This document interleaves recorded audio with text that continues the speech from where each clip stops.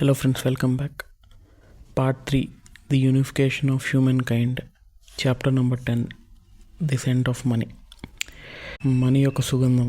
అసలు మనీ అనేది ఎలా వచ్చింది, ఈ మన పార్ట్ ఏదైతే ఉందో ది యూనిఫికేషన్ ఆఫ్ హ్యూమన్ కైండ్కి మనీకి సంబంధం ఏంటి, మనీ అనేది ఎలాగ అందరినీ కలిపిందో అనేది చూద్దాం. అంటే కలిపింది అంటే apart from traditions, cultures, religions ఎలా చేసిందో అనేది మనం చూస్తాం అనమాట. మనం లాస్ట్ చాప్టర్ కూడా ఒక బిల్ నాడెన్ అనెక్డోట్తో చేసాం కదా, తనకి అమెరికా ఇష్టం లేకపోయినా అమెరికన్ డాలర్స్ ఇష్టము అని చెప్పేసి. సో దానికి ఎక్స్టెన్షన్ పార్టే ఈ పార్ట్ చూద్దాం అనమాట. జస్ట్ ఒక ఇంట్రో సీన్ ఒకటి స్టార్ట్ చేసామన్నమాట ఈ చాప్టర్ స్టార్టింగ్లో అనమాట. 1519లో హెర్నస్ కోర్టెస్ అండ్ కాన్క్విస్టార్స్ మెక్సికోని ఇన్వైట్ చేశారన్నమాట. అక్కడున్న పీపుల్ వచ్చేసి అస్టెక్స్ అనే కల్చర్ని ఫాలో అవుతూ ఉండేవారు అనమాట. వీళ్ళు వాళ్ళని ఆక్రమించారు, సరే వాళ్ళతో పని చేయించి బానిసలుగా చేసుకుంటారన్నమాట. వాళ్ళు అక్కడ ఉన్న నేటివ్ పీపుల్ వచ్చేసి ఒక క్విక్ థింగ్ని అబ్జర్వ్ చేశారన్నమాట. వీళ్ళు స్పానిష్ నుంచి వచ్చి ఈ ఏలియన్స్ మనల్ని ఆక్రమించారు, కానీ వీళ్ళ ఇంట్రెస్ట్ అంతా ఏంది, ఒక ఎల్లో రకమైన మెరిసే రాయి మీద ఉంది. ఏం చేస్తుంది ఆ రాయేమో మెత్తగా ఉంది, టూల్స్ ఏం తయారు చేయలేము, తినడానికి పనికిరాదు. ఎందుకు వీళ్ళకి ఇంత ఇది ఉన్నారు?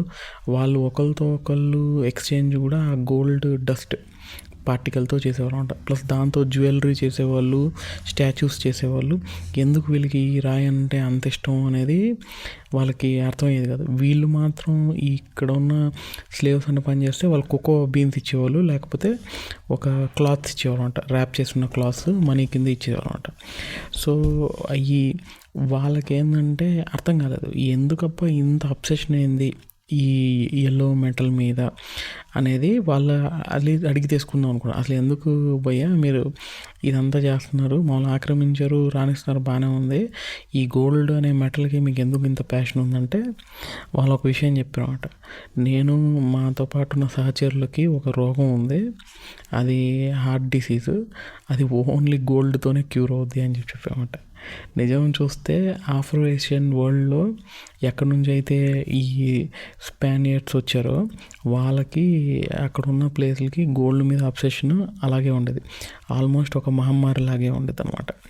సో అక్కడున్న భయంకరమైన శత్రువులు కూడా ఈ సేమ్ యూజ్లెస్, ఎందుకు పనికిరాని ఎల్లో మెటల్ మీద అంతే ఆరాటం కలిగి ఉన్నారన్నమాట, ఎంతైతే ఉన్నారో. ఇప్పుడు అదే వీళ్ళే ఈ కార్టెస్ ఎవరైతే ఉన్నారో వాళ్ళ పూర్వీకులు చాలా కాలం కిందట ముస్లిం రాజు పైన దండయాత్ర చేశారన్నమాట. ఓకే, ఈ నార్త్ ఆఫ్రికా అటు సైడ్ అనమాట. సో ఈ క్రిస్టియన్స్ ఏం చేసేవాళ్ళు అంటే ఈ అల్లాని ఫాలో అయ్యే వాళ్ళందరినీ చంపడం స్టార్ట్ చేశారు. చూసాంగా క్రూసేడ్స్లో వాళ్ళ పొలాలను తగలబెట్టడము, వాళ్ళ మంచి మంచి తోటల్ని తగలబెట్టడము, ఆ సిటీస్ అన్నిటినీ మొత్తం రూయిన్ చేసేసి మొత్తం కాల్చివేయడము చేసేవాళ్ళు. సో దాన్ని వాళ్ళు క్రైస్ట్ అనేవాడు అల్లా మీద గెలిచాడు అనే గ్లోరీని చేసుకున్నమాట. వాళ్ళ అప్పర్ హ్యాండ్ ఆ ప్లేస్లో రాగానే వాళ్ళు ఏం చేశారంటే అక్కడ ఉన్న మాస్క్లన్నింటినీ డిస్ట్రాయ్ చేసిన ప్లేస్లో చర్చిలు కట్టడము, ఓకే, ఇవి స్టార్ట్ చేయడం చేశారన్నమాట. ప్లస్ అక్కడే ఉన్న ప్లేసులో కొత్త కాయిన్స్ అనేది ఇష్యూ చేశారు, గోల్డ్ సిల్వర్ కాయిన్స్ అనమాట. అవి ఏంటంటే స్క్వేర్ షేప్లో ఉండి వాటిలో సిలువ ఉండిద్ది అనమాట. సో దాని మీద ఏం రాసారంటే గాడ్ని థ్యాంక్ చేయడం అనమాట. ఈ ఇన్ఫిడల్స్ అనే పాయింట్ ఏంటంటే మన నమ్మిన రిలీజన్ కాకుండా వేరే వాళ్ళని నమ్మేదాన్ని ఇన్ఫిడల్స్ అంటారు. సేమ్ థింగ్ క్రిస్టియానిటీలో ఉంది అండ్ ఈవెన్ ముస్లిం వరల్డ్లో కూడా ఉందన్నమాట. So Muslim, non Muslim, Christian, non Christian, మనము వేరే వాళ్ళు అనే డివిజన్ అనేది ఉండేదన్నమాట. సో ఈ ఇన్ఫిడల్స్ పెట్టి అలా కాయిన్స్ చేశారనమాట. సో ఈ ప్లేస్లో ఉన్న దాని మీద ఏంటంటే ఒక అరబిక్ స్క్రిప్ట్ కూడా ఉండేదన్నమాట. ఎక్కడైతే ఈ పెట్టారో ఆ కాయిన్స్ ఉండిద్దో దాని మీద ఒక మెసేజ్ మాత్రం డిఫరెంట్ ఉండేది. There is no god except Allah. అదే మనం చెప్తాం కదా, లా ఇల్లా అని చెప్పేసి మొహమ్మద్ అల్లా మెసెంజర్ చెప్పిన ఈ రైటింగ్ ఉండేది కదా, అది అరబిక్లో రాసి ఉంటుంది అనమాట. కానీ ఎంతో గాడ్కి ఫియర్ చేసే క్రిస్టియన్స్ అందరూ కూడా ఆ కాయిన్స్ని బ్రహ్మాండంగా యాక్సెప్ట్ చేసేవారు. వాళ్ళకి అక్కడ ప్లస్ కనిపించేది. కింద అరబిక్లో రాసింది వీళ్ళేం చదివేవాళ్ళు చూసేవాళ్ళు, ఒకళ్ళు తెలిసినా కానీ ఆ గోల్డ్కు ఇంట్రెస్టిక్ వాల్యూని వాళ్ళు యాక్సెప్ట్ చేసేవాళ్ళు అనమాట. సో ఆ టాలరెన్స్ ఉందన్నమాట. అదర్ సైడ్ కూడా ముస్లిం కమ్యూనిటీ కూడా నార్త్ అమెరికాలో క్రిస్టియన్ కాయిన్స్తో వాళ్ళు ఏమన్నా వ్యాపారం చేసి ఫ్లోరెంటైన్ అంటే ఇటలీ ఆ సైడ్, వియట్నాం అటు సైడ్ కనుక చేస్తూ ఉంటే వాళ్ళు ఎక్స్ట్రీమ్ జిహాదిస్ట్, అసలు మనం పక్కన ఇన్ఫెడల్స్ ఇస్లాంని ఫాలో నరికేయాలన్నా వాళ్ళ గోల్డ్ కాయిన్స్లో సిలువ కనిపించినా వాళ్ళు యాక్సెప్ట్ చేసేవాళ్ళు. సో రెండు పక్కల కూడా భయంకరమైన మేము రిలీజియస్ వాదులు, ఎంత రిలీజియస్ వాదులు అంటే పక్క రిలీజన్ని చంపేస్తాము అనుకునే మైండ్ సెట్ కలిగిన వాళ్ళు కూడా గోల్డ్ కాయిన్లో అవతల మతం యొక్క రైటింగ్ ఉన్నా కానీ యాక్సెప్ట్ చేయడం అనేది స్టార్ట్ చేశారు అనమాట. అంటే అందులో క్రైస్ట్, వర్జిన్ మేరీ ఉన్న ఫోటో ఉన్నా కానీ ఆ గోల్డ్ కాయిన్స్ అనేది వాళ్ళు ట్రేడ్లో యాక్సెప్ట్ చేస్తూ వచ్చేవాళ్ళు అనమాట. ఓకే, సో దీన్ని బట్టి ఏమర్థమవుతుందంటే హ్యూమన్స్ పరంగా వేరే కల్చర్, రిలీజన్ యాక్సెప్ట్ చేయకపోయినా మనీ పరంగా వచ్చేసరికి అన్నిటిని యాక్సెప్ట్ చేస్తారు when it comes to trade and commodities అనేది.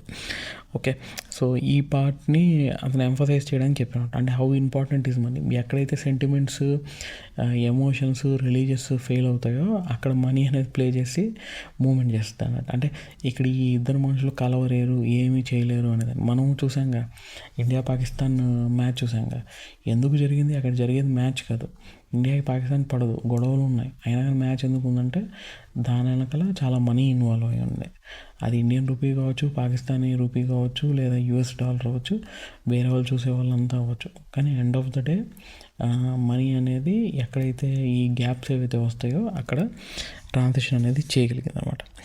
సో ఇప్పుడు అసలు హౌ మచ్ ఈజ్ ఇట్, అసలు మనీకి ఉన్న వర్త్ ఏంటి అనేది మనం చూద్దాం అనమాట. దీనికి మనం చూడాలంటే పాతకి బ్యాక్ వెళ్ళాలి. ఎప్పుడైతే హ్యూమన్ బీయింగ్ హంటర్ గ్యాదర్ కింద ఉన్నాడో అప్పుడు అతనికి ఏం మనీ లేదు, గుంపుల్లో తిరిగేవాడు. వాళ్ళు హంటింగ్ అనేది చేసుకునే సామాన్లు, వాళ్ళకి కావాల్సినవన్నీ వాళ్ళే తయారు చేసుకుంటా ఏవేవి ఉన్నాయో అన్నీ చేసేవాళ్ళంట. మీట్, వాళ్ళు తినే మాంసం దగ్గర నుంచి మెడిసిన్ దాకా, వేసుకునే చెప్పుల దగ్గర నుంచి ఇంక తయారు చేసే పనిముట్లు దాకా అన్నీ వాళ్ళే చేసుకునేవాళ్ళు. కాకపోతే వాటిలో కూడా ఏంటంటే గుంపులు ఉన్నప్పుడు కొన్ని గుంపులు కొన్ని స్పెషలైజేషన్ ఉండేది. కొంతమంది మందు బాగా ఇచ్చేయగలుగుతారు, అంటే మెడిసిన్ బాగా ఇవ్వగలుగుతారు. కొంతమంది చెప్పులు కుట్టే విలేజెస్ ఉంటాయి, వాళ్ళ దాంట్లో ఎక్స్పర్టీస్ ఉండేవాళ్ళు అనమాట. అట్లా ఒక్కొక్కరికి కొన్ని ఫ్యూ ఎక్స్పర్టీస్ ఉంటే ఈ గుంపులో ఎక్స్పర్టీస్ లేదనుకో, వాళ్ళకి తెలుసు, అవతల గుంపులో వాళ్ళకి అది తెలుసు అంటే ఈ గుంపు దేనికి ఫేమస్ ఆ ఐటమ్స్ వాళ్ళకి ఇచ్చేసేసి వాళ్ళు చేయగలిగే బెటర్ పని తీసుకోవడం అనేది స్టార్ట్ చేశారన్నమాట. కాకపోతే అదే పని కంటిన్యూస్గా ఏం చేస్తూ ఉండేవాళ్ళు కాదు, వాళ్ళు కొంచెం చేసుకుంటూ ఉండేవాళ్ళు. అవైలబిలిటీ బట్టి నాకు ఈ చెప్పులు కావాలని వేరే గుంపు నుంచి వస్తే సరే నువ్వు పలానమ్మ బామ్మకి మంది ఇవ్వు అని చెప్పేసి చేయడం, లేకపోతే ఇంకేదైనా ఎక్స్చేంజ్లో ఇవ్వడం అనేది చేసుకుంటూ వచ్చావు అనమాట. సో ఈ అగ్రికల్చర్ రెవల్యూషన్ తర్వాత చాలా మటుకు కూడా చాలామంది స్మాల్ కమ్యూనిటీస్లో ఇలా లీవ్ చేస్తా హంటర్ గ్యాదర్ బ్యాండ్ లాగే ఉండేవారన్నమాట. ఆ విలేజ్ ఎకనామీ అనేది ఆల్మోస్ట్ సెల్ఫ్ సఫిషియెంట్గా ఉండేది.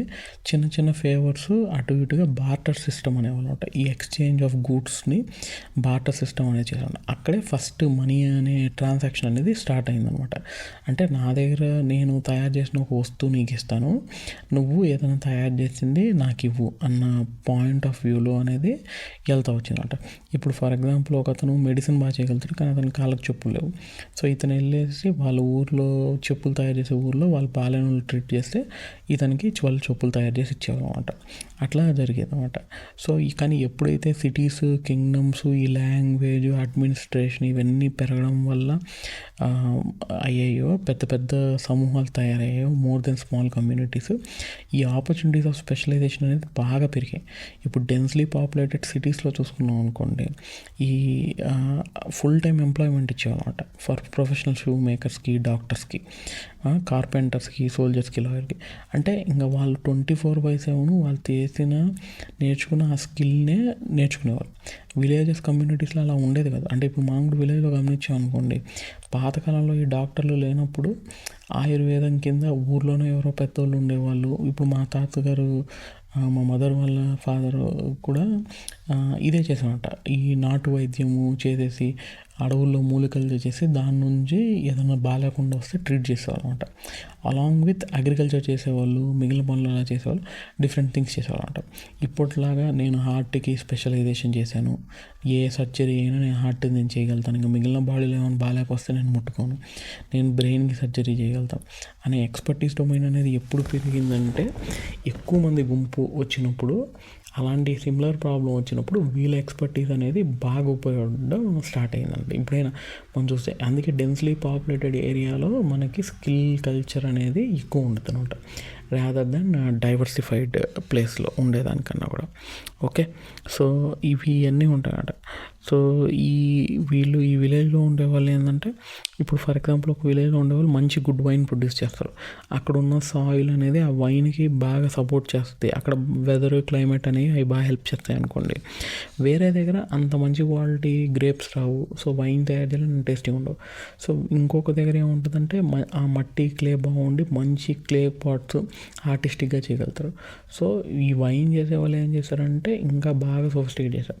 మిగిలిన వాళ్ళు ఏమనుకుంటారంటే, అరే మనం మంచి క్లే పాట్స్ చేస్తున్నాం, మనం మంచి వైన్ ఇక్కడ దగ్గర కొనేదానికన్నా వేరే అవతల దగ్గర మంచి టేస్టీ వైన్ ఉంది, చాలా స్మూత్గా ఉండిద్ది మనం తాగితే అనే పాయింట్ తీసుకున్నాం.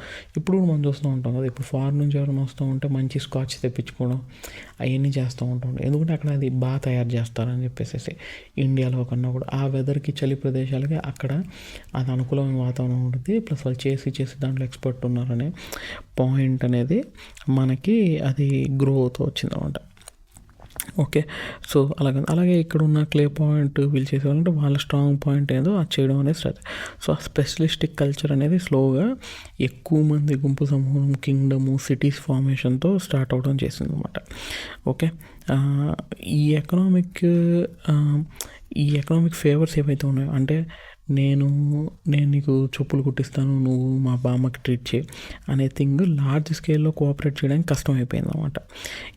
ఇప్పుడు ఫర్ ఎగ్జాంపుల్ అంటే ఇద్దరు పక్కన ఉండేసి ఒక గుంపు 2 గుంపుల దాకా పాదుకుంటుంది, కానీ అసలు కంప్లీట్ స్ట్రేంజర్తో ఈ బాటర్ సిస్టమ్ అనేది అంత ఎఫెక్టివ్ కాలేదన్నమాట. ప్లస్ దాంతోపాటు ఈ బాటర్ సిస్టమ్కి ఉన్న ప్రాబ్లం ఏమైందంటే, ఇప్పుడు తను వాడే అతనికి 100 రకాల వస్తువులు కావాలా, తను ఒక వస్తువు తయారు చేస్తాడు అనమాట. ఇతను తయారు చేసే వస్తువుకి మిగిలిన దానికి ఎంత రేటు కట్టాలి అనేది చాలా కన్ఫ్యూజన్గా ఉండేది. అంటే 3 నెలల కిందట ఒక లేడీ వచ్చేసి 4 మంచి యాపిల్స్ ఇచ్చేసేసి తను చెప్పులు కుట్టించుకొని వెళ్ళింది అనుకున్నాం. ఇప్పుడు ఇంకొక అతను వస్తాడు, నాకు చెప్పులు కావాలి, నేను యాపిల్స్ ఇస్తాను అంటారు అనమాట. 4 యాపిల్స్ ఇస్తా అంటారు, కానీ ఆ లేడీ ఇచ్చిన యాపిల్స్ సుపీరియర్ క్వాలిటీ ఉన్నాయి, ఇతను ఇచ్చే యాపిల్స్ అంత తీయగా ఉండవు. ప్లస్ ఇతని చెప్పుల సైజు ఆ అమ్మాయి చెప్పుల సైజు కన్నా ఎక్కువ, సో ఎక్కువ లెదర్ పట్టిద్ది. సో ఎలా నువ్వు కరెక్ట్గా కామన్గా పెడతావు, ప్లస్ ఆ ఎక్స్చేంజ్ రేటు 2 థింగ్స్ మధ్య కాదు, ఇతనికి కావాల్సిన వేరియస్ థింగ్స్, ఇతనికి మళ్ళీ క్లే పాట్స్ కావాలా, ఫుడ్ కావాలా, డిఫరెంట్ థింగ్స్ కావాలా, వైన్ తాగేదానికి కావాలా, క్లాతింగ్ కావాలా, వీటన్నిటికీ ఎలా రేట్ చేస్తాం. ప్లస్ అవతల పక్క కూడా ఇతను నచ్చినవి వాడు అమ్మేవాడు ఉన్నాడు, సపోజ్ వీడికి అసలు యాపిల్సే ఇష్టం లేదు, అవతల దగ్గర ఇచ్చేదానికి యాపిల్స్, నాకు చెప్పులు కుట్టి నువ్వు యాపిల్స్ తీసుకుంటే నాకు అసలు యాపిల్స్ వద్దే, నాకు అసలు యాపిల్స్ పడదు అనుకున్నాను అనుకో, అప్పుడు ఎలా పాసిబుల్ అనే దాని దగ్గర నుంచి ఈ ప్రాబ్లం చేయడానికి అనే దాని నుంచి మనకేందంటే మనీ ఎవల్యూషన్ అనేది స్టార్ట్ అయిందనమాట. సో ఈ బార్టర్ ఎకానమీ ఇక్కడ ఎక్కడైతే స్టాప్ అవుతుందో, అంటే మనకు ఒక 1000 థింగ్స్ ఉన్నాయంటే అవి మొత్తం ఎక్స్చేంజ్ చేసుకునేది అనుకుంటే పర్ముటేషన్ అండ్ కాంబినేషన్ ఎక్స్చేంజ్లో ఒక 5 లక్షల ఈ ఎవాల్యుయేషన్స్ నువ్వు గుర్తుపెట్టుకోవాలి. నేను అమ్మే వస్తువుకి ఎన్ని ధాన్యం వేస్తావు, నేను అమ్మే వస్తువుకి ఎన్ని పార్ట్స్ తీసుకోవచ్చు, నేను అమ్మే వస్తువుకి ఎన్ని షర్ట్లు తీసుకోవచ్చు, నేను అమ్మే వస్తువుకి ఎంత మెడికల్ సర్వీస్ తీసుకోవచ్చు, అలాగే అన్నీ నోట్ చేసుకొని చేయాలంటే అది చాలా కష్టం అవుద్ది.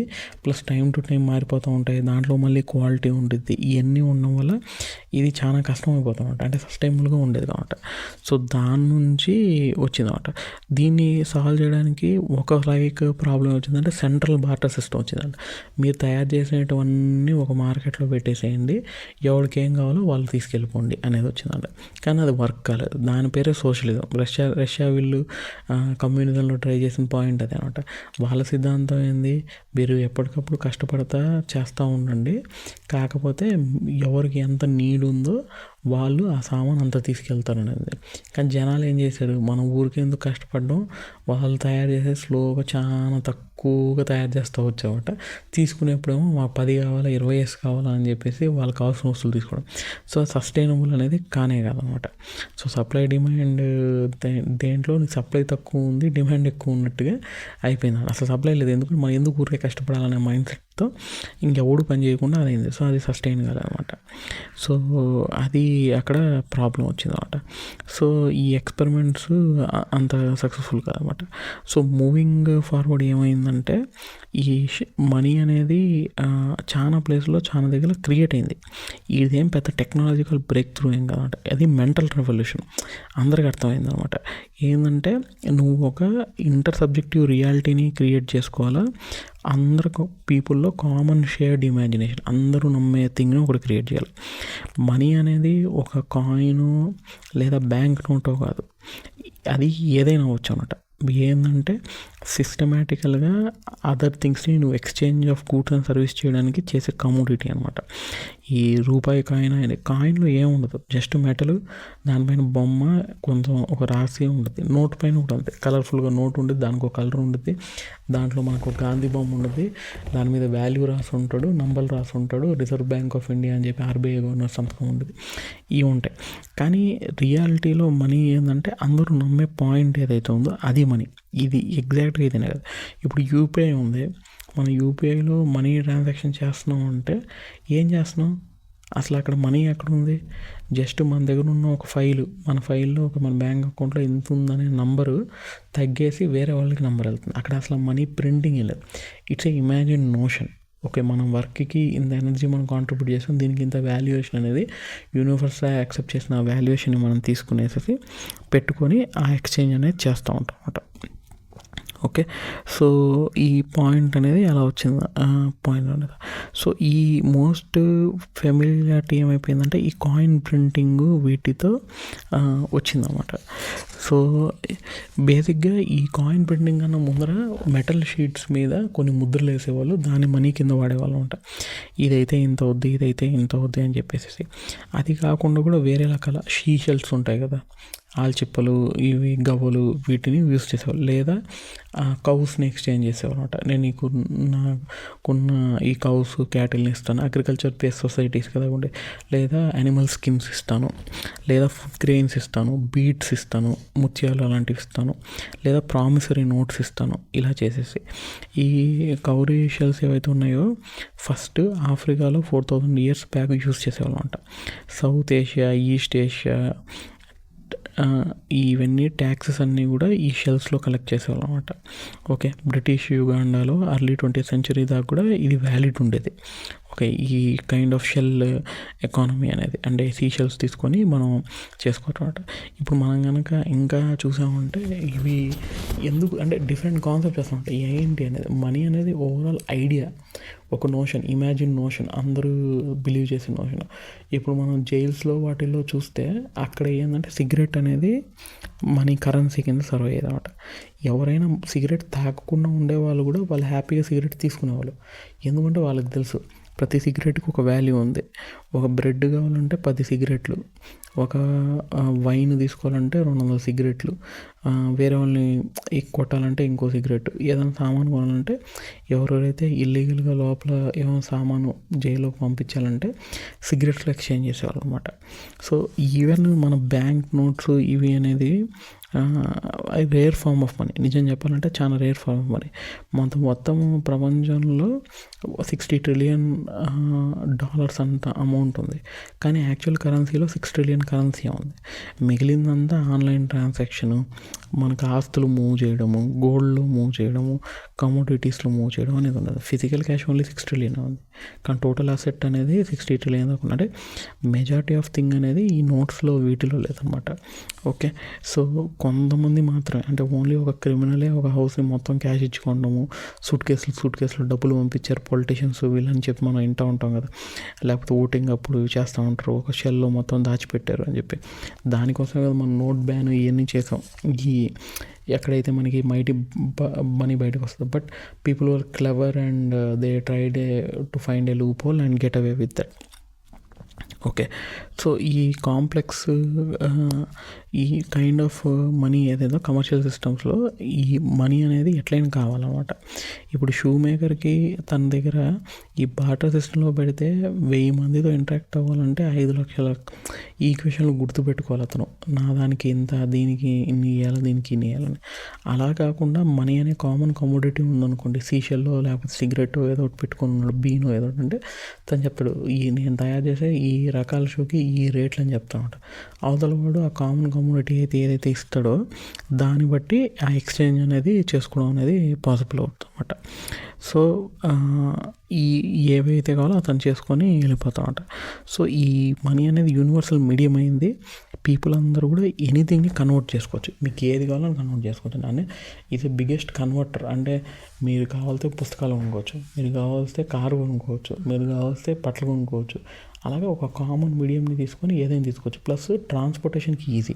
ఇప్పుడు ఫర్ ఎగ్జాంపుల్ బార్టర్ సిస్టమ్కి ఇప్పుడు గోధుమలు పండించే అతను ఒక 100 బస్తాలు పండించాడు అనుకోండి, ఎక్కడో పొలం అనుకున్నాడు, అవన్నీ సామాన్ తీసుకెళ్ళడం అక్కడ దాకా కష్టం. కొన్ని పెరిషబుల్ అయిపోతాయి, కొన్ని రోజులే ఉంటాయి. ఇప్పుడు ఫ్రూట్స్, వెజిటేబుల్స్ ఉన్నాయి, అవి వారం వాటి లైఫ్ స్టైల్ ఉంటాయి.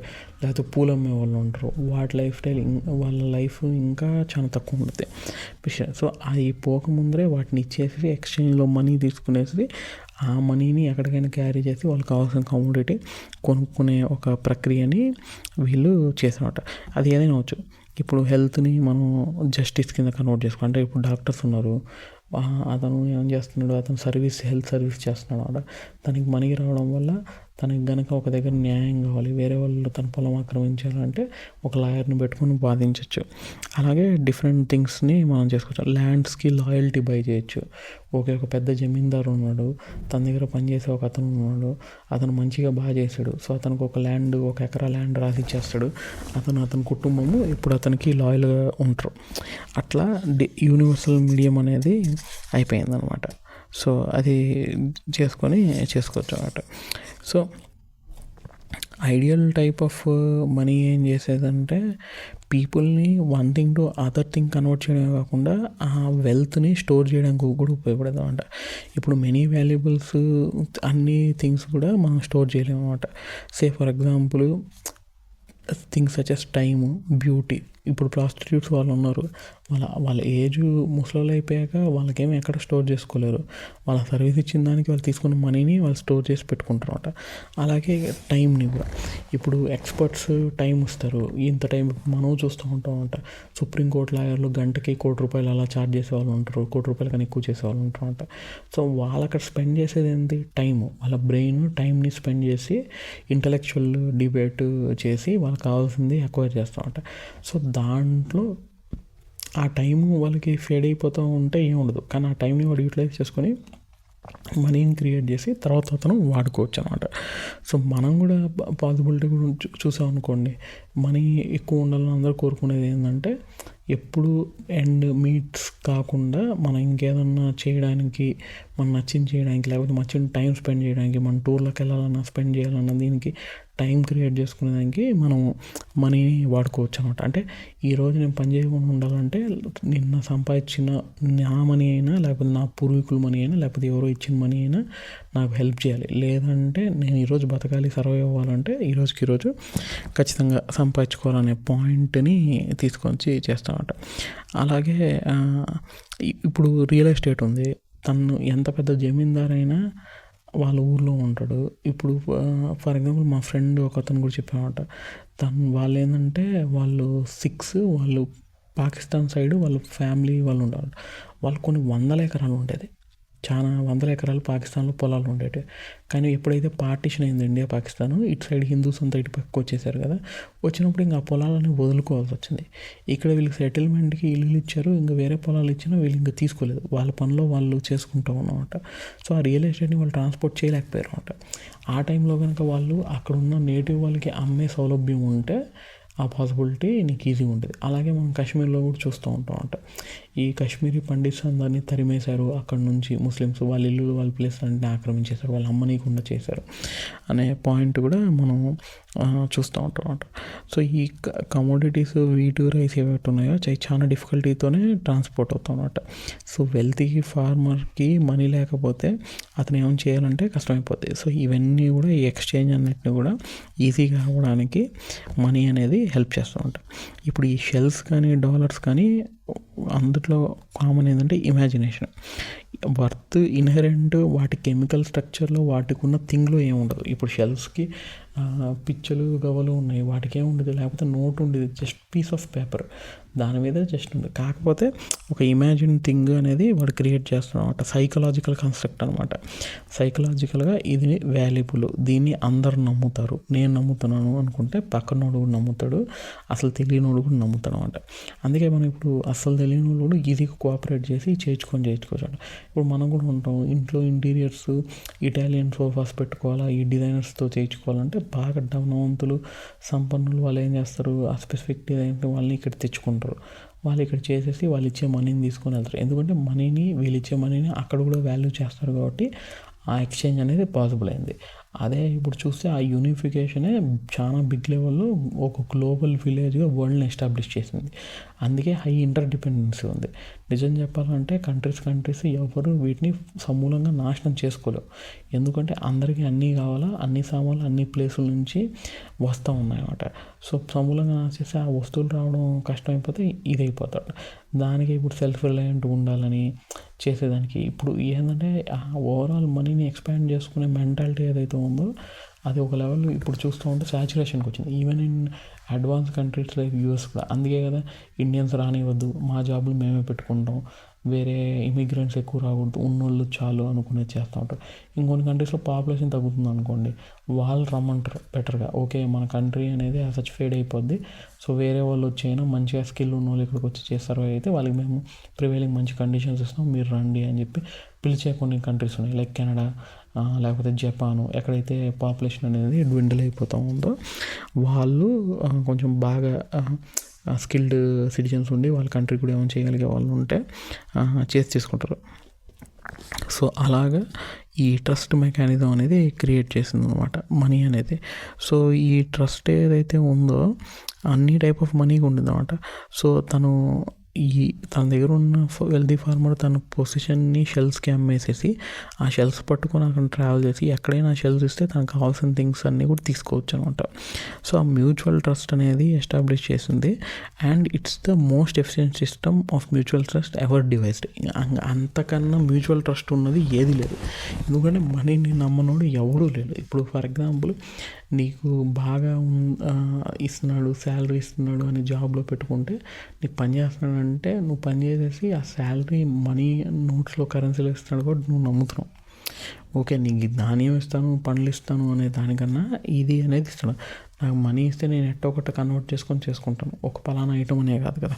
సో ఇది ఇప్పుడు ఫర్ ఎగ్జాంపుల్ మీరు మంచిగా ఒక బూస్ట్ తయారు చేసే కంపెనీలో అనుకోండి, నేను నీకు శాలరీ ఇవ్వను, నువ్వు పని చేసావు కాబట్టి నీకు నెలకి 1000 బూస్ట్ ప్యాకెట్లు ఇస్తాను, నువ్వు పెట్టుకో, వేరే వాళ్ళకి అవసరం ఇచ్చుకునేదని తీసుకో అంటే అది కష్టమైపోద్ది కదా.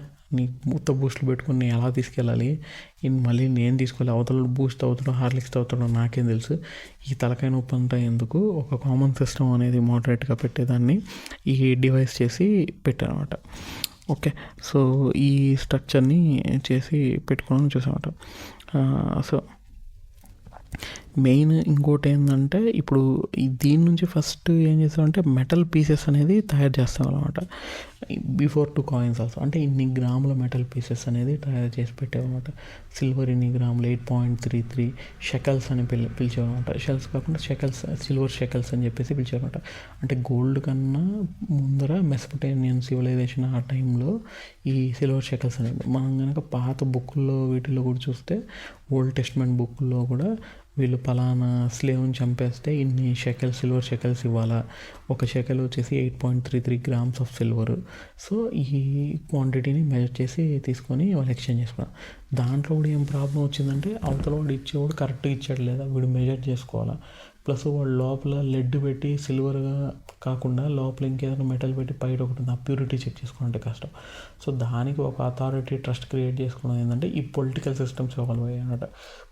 సో రాజులే మనీని మేము ప్రింట్ చేస్తాం, మా రాజముద్ర వేస్తాము, వేరే వాడు దీన్ని కాపీ కొట్టి చేయడానికి వీలు లేదు అని చెప్పేసి ఇండియా అనే కంట్రీలో ఫస్ట్ ఆ కాయిన్స్ అనేది వస్తుంది. ఒక్కొక్క కాయిన్కి ఇన్ని గ్రామ్స్ ఉండిద్ది, దీనికి ఎంబ్లం ఉందంటే ట్రస్ట్ వాడిది. సో ఈ ట్రస్ట్ వల్ల ఏంటంటే వాళ్ళు ప్రతి దగ్గర ఆ కాయిన్ తీసుకొచ్చారు, మళ్ళీ ఆ కాయిన్లో నిజంగా గోల్డ్ ఉందా లేదా, ఇన్ని గ్రాములు ఉందా లేదా అనేది తెలుసుకోగలరు. 20 గ్రాముల గోల్డ్కి ఒక కాయిన్ ప్రొడ్యూస్ చేస్తాడు.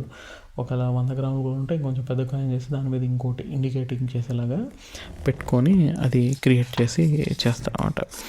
సో అలా ఉంటుంది. అలాగే మనం చూస్తే ఈ బార్లీ గ్రెయిన్స్ ఉండేది ఒకప్పుడు యూనివర్సల్గా చూసుకునేది, అవి ఎక్స్చేంజ్ కింద ఉండేది. అంటే ఒక అతను పనిచేస్తే 60 బస్తాల బార్లీ ఇస్తాము, లేడీ పనిచేస్తే 30 బస్తాల బార్లీ ఇస్తాను.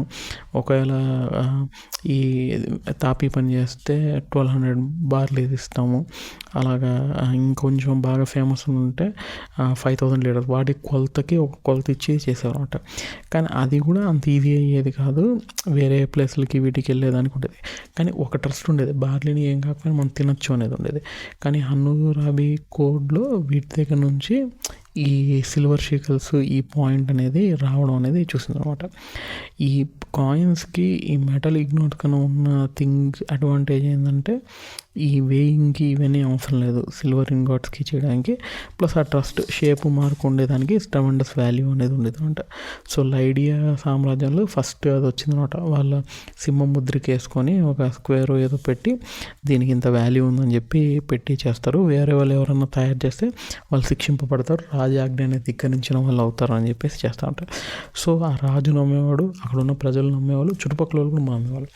ఇది ఎంతలాగా ఉండేదంటే బాగా స్ప్రెడ్ అయిపోయింది. ఇప్పుడు ఈ సిల్వర్ పాయింట్ అనేది ఇండియాలో స్టార్ట్ అయింది కదా, రోమన్స్ వాళ్ళు మాత్రం ఈ కాయిన్ గోల్డ్ కాయిన్స్ అనేది ప్రింట్ చేయడం చేస్తారంట, డెనారియస్ కాయిన్ అని చెప్పేసి. అది ఎంత దాకా అంటే రోమ్ ఎక్కడ ఉంది, ఇండియాలో కూడా ఆ రోమన్ నాణ్యాల్ని నమ్మి వాల్యూ ఇచ్చేసేవాళ్ళు, తీసుకునేవాళ్ళు. మనకి ఆ డెనారియస్ రాజు తెలియకపోయినా వాళ్ళ ట్రస్టెడ్ కింగ్డమ్ నుంచి వచ్చింది కాబట్టి తీసుకునేవాళ్ళు. ఇక్కడ రాజులు కూడా దానికి ఈక్వలెంట్గా రెప్లికేట్ చేసే గోల్డ్ కాయిన్స్ అనేవి తయారు చేయడం స్టార్ట్ చేశాడు. కానీ ఇంకో డౌట్ మనకు రావచ్చు, ఒకవేళ వేరే వాడు ఈ గోల్డ్ని నమ్మకపోతే, నాకు ఇది వాల్యుబుల్ కాదని బిలీవ్ చేయకపోతే ఏమవుద్ది? సపోజ్ యూరప్ దేశాల్లో అన్నింటిలో గోల్డ్ వాడుకలో ఉంది యాజ్ ఎ కరెన్సీ, ఇండియాలో లేదు అనుకోండి. కానీ ఇండియాలో ఫ్రీగా గోల్డ్ అవైలబుల్ ఉంది, కానీ వాళ్ళు దాన్ని పట్టించుకోవట్లేదు, అంత వాల్యుబుల్ కాదు. ఇదే కూడా ప్రాబ్లం అయింది. మన దగ్గర నుంచి బ్రిటిష్ వాళ్ళు వాళ్ళంతా వెళ్ళేప్పుడు గోల్డ్ డైమండ్స్ మనం చూస్తూ ఉంటాం కదా, విజయనగర సామ్రాజ్యంలో కూరగాయలు అమ్మినట్టు డైమండ్స్ అంటే ఉత్తర రాళ్ళే రంగురాళ్ళ కింద అమ్ముకునేవాళ్ళు. మనకి అది వాల్యుబుల్ అనేది క్రియేట్ చేసి ఉండేదానికి అక్కడ రేరిటీ బట్టి వేరే దగ్గర ఉండేది. మనకి ఇక్కడ రాయలసీమ దగ్గర డైమండ్ మనం ఇప్పటికీ చూస్తుంటాం, కర్నూలు దగ్గర డైమండ్స్ దొరికాయి, కొంతమంది సర్చింగ్కి వెళ్తూ ఉంటారు, అక్కడ తవ్వితే ఎక్కడో డైమండ్స్ పడ్డాయి, ఆ టైంలో మనం చూస్తూ ఉంటాం ఉండేటి. మనం వాల్యూ చేయకపోతే అది ఏమైపోద్ది అంటే, వాడికి తెలిసిందనుకో ఇక్కడ వాళ్ళు వాల్యూ చేయట్లేదు అనేది, చాలా తక్కువ ప్రైస్కి ఆ గోల్డ్ని తెచ్చుకుంటాడు, వాళ్ళ కంట్రీకి తీసుకెళ్తాడు, అక్కడ ఎక్కువ ప్రైస్ ఉండేది తీసుకుంటాడు. ఆ ఎక్స్చేంజ్లో వాడికి చాలా లాభం వస్తుంది అనమాట. కానీ ఏమైపోద్ది, స్లోగా వాడు ఆ మనీ అంతా ఈజీగా అక్కడ తీసుకెళ్ళడం వల్ల అక్కడ కమోడిటీ కాస్ట్కి ఒక అమౌంట్ ఆఫ్ గోల్డ్ ఇవ్వాలంటే వీడి ఎక్సెస్ గోల్డ్ అక్కడ తీసుకెళ్ళడం వల్ల అక్కడ ఉన్న రేట్ని ఇన్ఫ్లేట్ చేయడము, లేదా ఇక్కడ వాళ్ళు వీళ్ళ గోల్డ్ని తీసుకెళ్ళిపోయి ఇస్తూ ఉండడం వల్ల ఇక్కడ గోల్డ్ రేట్ చేయడం. సో అట్లా ఇట్లా అయ్యి అన్ని దగ్గరలో కామన్ రేటు కాన్స్టెంట్ రేట్ వచ్చేసింది. అందుకే gold price across the world constant. అందుకే ఇప్పుడు చైనా వాడు అదే కంట్రీ కూడా ఏం చేస్తున్నాడు, డాలర్ని ఇప్పుడు అమెరికన్ డాలర్ అనేది మొత్తం వరల్డ్ వైడ్ ట్రేడ్ ట్రాన్సాక్షన్కి ఒక ప్రామాణికం. అందరూ కూడా యూఎస్ డాలర్స్లోనే చేస్తారు, ఎందుకంటే అందరికన్నా ఫస్ట్ అడ్వాన్స్ అయిన కంట్రీ అదే. అది అడ్వాన్స్ అయ్యి చేయడానికి సైన్స్ అండ్ టెక్నాలజీ ఉంది, ప్లస్ వరల్డ్ వార్లో వాళ్ళ ఆయుధాలు సప్లై చేసి రెండు పక్కల అటు ఇటు చేసి చాలా డబ్బులు సంపాదించారనే పాయింట్ మనం పక్కన పెడితే, somehow they have establish that dollar is a trusted currency all over the world. కానీ వాడేం చేస్తున్నాడు, డాలర్ని ఇష్టం వచ్చినట్టు ప్రింట్ చేసి పడేస్తున్నాడు. ఆ భారం అంతా ఎక్కడ పడుతుంది, వాళ్ళ కంట్రీలో చలామణి అవుతుంది, కానీ ఆ ఇన్ఫ్లేషన్ అబ్జర్వ్ చేసుకునేది వరల్డ్ మొత్తం అబ్జర్వ్ చేస్తుంది. దీన్ని ప్రివెంట్ చేయడం కోసం, వీళ్ళ డామినెన్స్ని తగ్గడం కోసం కొన్ని కంట్రీస్ మనం వేరే కరెన్సీలో మన ఓన్ కరెన్సీలో ట్రేడ్ చేసుకుందాం, డాలర్తో చేసుకోకుండా అనే స్ట్రాటజీస్ తీసుకొస్తున్నాయి. అంటే రష్యన్ ఆయిల్ మేము చేసుకునేది మన రూపీలోనే చేసుకుందాం అనేది వచ్చింది. కానీ మెయిన్ పాయింట్ ఏంటంటే దానికి మనం కూడా ఆఫర్ చేయగలిగేది ఉండాలి. బేసిక్గా ఇప్పుడు రష్యా నుంచి మనం ఆయిల్ ఇంపోర్ట్ చేసుకొని ₹1 ఇచ్చామంటే వాడు రూపాయలు తీసుకొని మన ఇండియాలో ఏదైనా కమోడిటీ కొనుక్కునే ఉండాలి. అలాంటివి మనం ఏం ప్రొడ్యూస్ చేస్తున్నాం, సైన్స్ అండ్ టెక్నాలజీ ప్రొడ్యూస్ చేస్తున్నామా, బియ్యం బస్తాలు ఇవి ప్రొడ్యూస్ చేస్తున్నాము అంటే ఓకే, వాడికి మంచి రేట్ వస్తే తీసుకుంటాడు. కానీ ఎంతవరకు వాడిచ్చిన దానికి వాడు మనకి నౌకలు అమ్ముతున్నాడు, ఆ రేడార్ సిస్టము, యాంటీ మిసైల్ తీసుకున్నాడు. ఒక్కొక్కటి కొన్ని 30,000 కోట్లు, 40,000 కోట్లు, 50,000 కోట్లు అట్లా ఉంటుంది. అవి తీసుకొని మనం అంత డబ్బు అతని దగ్గర పెట్టుకొని ఉంటాడు. అంతకాదు అతను దానేమో మేబీ 1000 కోట్లకే కొంటున్నాడేమో. ఆ మిగిలిన అమౌంట్ అతను కాకపోతే అతని దగ్గర ఆ అమౌంట్ని అతను యూటిలైజ్ చేయకపోవడం అనేది కూడా ప్రాబ్లం వచ్చింది. అదే కామన్ కరెన్సీ US డాలర్ అది ఏ కంట్రీ అని తీసుకునే థింగ్ వచ్చింది. దాన్ని అవాయిడ్ చేయడానికి ఇంకోటి ఏం చేస్తుందంటే గోల్డ్లో చేద్దాం ఎక్స్చేంజ్. సో చైనా అనేది కూడా వాళ్ళ గోల్డ్ రిజర్వ్స్ అన్నింటినీ కూడా పెంచుకుంటూ ఉందన్నమాట చూసుకోవడానికి. సో నెక్స్ట్ మనీ పరంగా డామినేట్ చేయాలనుకునే కంట్రీస్లో చైనా ఒకటి. సో అది it's trying to do that part అన్నమాట ఇన్ దట్ వే. సో ఈ వేలో ఈ మ్యూచువల్ అంటే పీపుల్ ఏ లాంగ్వేజ్ చేసినా, డిఫరెంట్ రూల్స్ ఒబే చేసినా, డిఫరెంట్ దేవుళ్ళు నమ్మినా, గోల్డ్ సిల్వర్లో మాత్రం అందరూ నమ్మేవాళ్ళు, లేకపోతే కరెన్సీలో అందరూ నమ్మేవాళ్ళు, ఎవరు కాదంటారు. మన ఇండియన్స్ ఎంత కఠోరమైన హిందువులైనా ఏదైనా కానీ అమెరికన్ డాలర్స్ ఇస్తుంటే హ్యాపీగా తీసుకుంటారు, గోల్డ్ ఇచ్చినా హ్యాపీగా తీసుకుంటారు వాళ్ళు చేసే పనికి. మేము నమ్మము, ఇది క్రిస్టియానిటీ వాళ్ళు క్రియేట్ చేసిన రూపీ, మేము తీసుకోము అని చెప్పి అవ్వడండు. ఓకే, సో ఈ కామన్ కమోడిటీ అనేది తీసుకొస్తామన్నమాట. సో ఈ పాయింట్ అనేది బియాండ్ దట్ అనేది వెళ్ళడం అనేది జరిగింది. ప్లస్ ఈ మర్చెంట్స్ ఎవరైతే ఇండియాకి మెటీరియల్కి ట్రావెల్ చేస్తూ ఉంటారో వీళ్ళు అదే ఇంకా చెప్పాం కదా, గోల్డ్ ఈక్వలైజేషన్ అనేది జరిగిందంట. So price for money. So బేసిక్గా ఏంటంటే ఈ మనీ అనేది 2 బేసిక్ ప్రిన్సిపల్ మీద ఉంటుంది. ఒకటి వచ్చి యూనివర్సల్ కన్వర్టబిలిటీ, నువ్వు దేనైనా కన్వర్ట్ చేసుకోవచ్చు అంట. అదొక మ్యాజిక్ కెమికల్ లాంటిది అనుకోండి. ఆల్కెమిస్ట్ అంటారు కదా, ఒక దాని నుంచి బంగారం సృష్టిస్తారు, లెడ్ నుంచి సిల్వర్ తయారు చేస్తారు, మ్యాజిక్ చేసేవాళ్ళు తత్వవేత్తలు ఉంటారు. అలాగే మనీ అనేది దేనైనా క్రియేట్ చేసుకొని చేయగలిగింది. నువ్వు దేనైనా టర్న్ చేసి ల్యాండ్ని లాయల్టీగా చేసుకోవచ్చు, జస్టిస్ని హెల్త్గా చేయొచ్చు, వైలెన్స్ నుంచి నాలెడ్జ్ చేసుకోవచ్చు. అంటే నువ్వు వైలెన్స్ చేసి వార్ చేసి నువ్వు మనీ సంపాదించావు అనుకో, దాని నుంచి నువ్వు ఇంపార్ట్ చేసి నాలెడ్జ్ క్రియేట్ చేయాలి. ఇప్పుడు అమెరికా చేసింది అంతే కదా, వాళ్ళ నాలెడ్జ్ బేస్ని క్రియేట్ చేసుకుని దేని బేస్ మీద, వాట్స్ మీద చేసేది క్రియేట్ చేసుకుంది. అలాగే యూనివర్సల్ ట్రస్ట్. మనీ అనేది ఇద్దరి మధ్య ఎనీ 2 పీపుల్ని ఎనీ ప్రాజెక్ట్ మీద కోఆపరేట్ చేసేలాగా చేస్తూ వచ్చింది అనమాట. ఈ మిలియన్స్ ఆఫ్ స్ట్రేంజర్స్ అనేది చేసి కోఆపరేట్ చేసుకొని చేస్తామంట. ఈ సప్లై డిమాండ్ పక్కన పెడితే మనీకి ఒక డార్క్ సైడ్ కూడా ఉందన్నమాట. ఎప్పుడైతే అన్నీ కన్వర్టబుల్గా అవుతున్నాయో ట్రస్ట్ అనేది ఈ కాయిన్స్ మీదే డిపెండ్ అవుతుంది. ఈ కాయిన్స్ కానీ షెల్స్ కానీ మనీ అనేది ఏ ఎంటిటీతో మనం బిలీవ్ చేస్తాం అదే. సో దానివల్ల ఏమైపోతుంది, మన local traditions, intimate relations, human values ఇవన్నీ కరోడ్ అయిపోతున్నాయి. వాటిలో ఉన్న పీపుల్ కోల్డ్గా యాక్ట్ చేస్తుంది. ఎందుకంటే రియల్ సిగ్నిఫికెన్స్ అనేది మనీతో పని జరుగుతుంది. 90% ఆఫ్ ద ప్రాబ్లమ్కి సాల్వ్ అవుతున్నాయి. సో ఆ బ్రదర్హుడ్, మంచిగా ఉండే అనుబంధాలు ఇవన్నీ చేస్తూ ఉన్నాయట. చాలా మటుకు మనకి ప్రీచ్ చేసి పెడతానమాట, మనీ వేరే ఇది వేరే, ఒక క్రిస్టియన్ అనేవాడు స్ట్రాంగ్గా ఉండాలి, ఒక సోల్జర్ అనేవాడు మోసం చేయకూడదు, మన దేశానికి లాయల్గా ఉండాలి, ఇవన్నీ ఉంటాయి. కానీ ఎప్పటికప్పుడు డ్యాముల నుంచి చిన్న క్రాక్ వస్తే ఎలా నీళ్ళు బయటకు వచ్చేస్తాయో మనీ అనే లిక్విడ్ అనేది వీటన్నిటిని తోసుకునేసి ముందరకు వచ్చింది అనమాట. ఇంకా డార్కర్ సైడ్ ఏంటంటే ఈ సేక్రెడ్ వాల్యూస్ వీటన్నిటిని కూడా మొత్తాన్ని కూడా చేస్తుందన్నమాట. అంటే మన పక్కన వాళ్ళని వీళ్ళని నమ్మడం మానేసాం, కానీ పక్కన వాళ్ళు హోల్డ్ చేసే మనీని నమ్ముతున్నాం అంట. అసలు పీపుల్ మీదే మనీ. ఎందుకంటే ఏదైతే వర్క్ అవుతూ ఉంటుందో over the period of time మనం దాన్నే బిలీవ్ చేస్తూ ఉంటాం అన్నమాట.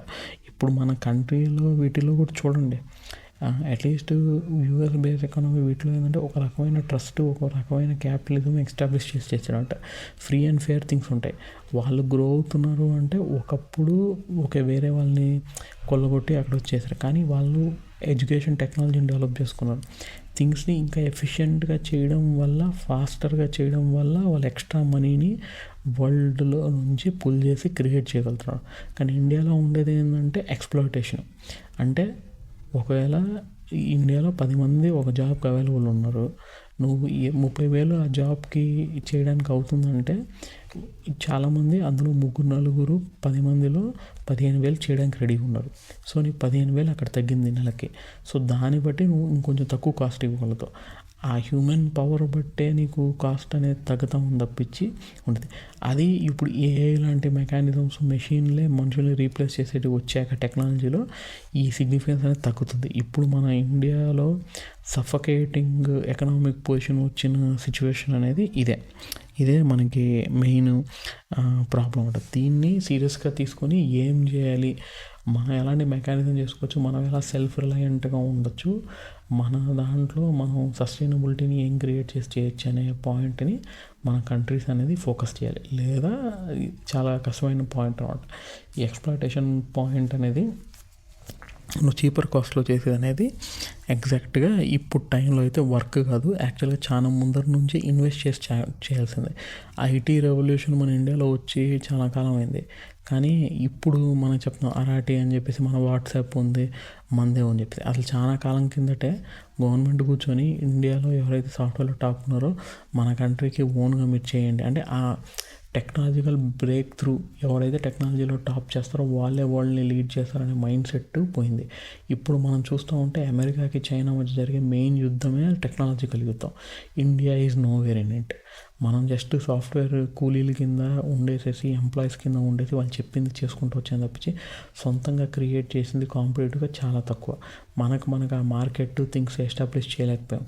చైనా కూడా చేయగలిగాడు. ఫస్ట్ మ్యానుఫ్యాక్చరింగ్ని నమ్ముకున్నాడు. ఆ చీప్ లేబర్ పాయింట్ నుంచే స్టార్ట్ చేసి వచ్చాడు.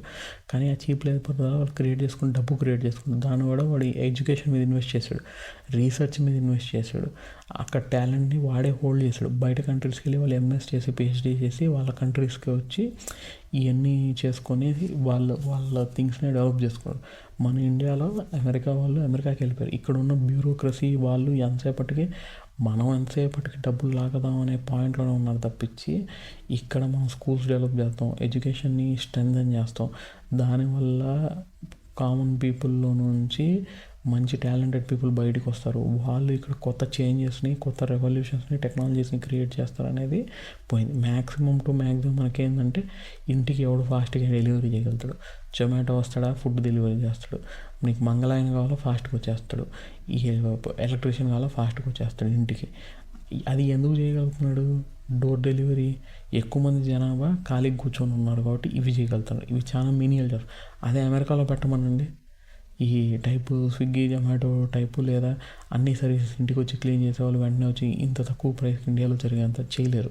ఎందుకంటే అక్కడ లేబర్ లాస్ ప్రకారం మినిమం ఇంత ఇవ్వాలి లేబర్కి అనేది ఉండిద్ది డిగ్నిఫైడ్గా. ఇప్పుడు ఇక్కడ ఏంటంటే ఏవైతే చిన్న జాబ్స్, మిలియన్ జాబ్స్ అని అంటావో లేకపోతే అవి కొన్నిసార్లు రిస్కీ జాబ్స్ కూడా ఉంటాడు, వాటికి నిజంగా పర్ వర్త్ పే చేయట్లేదు.